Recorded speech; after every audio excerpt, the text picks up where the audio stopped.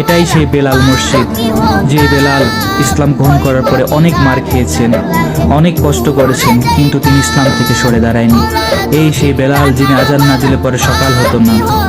এই সেই বেলাল যিনি কালো কুচকুচে একটা মানুষ ছিলেন, কিন্তু তার হৃদয়টা ছিল লাল টকটকে। এটাই সেই বেলাল মসজিদ, যে বেলাল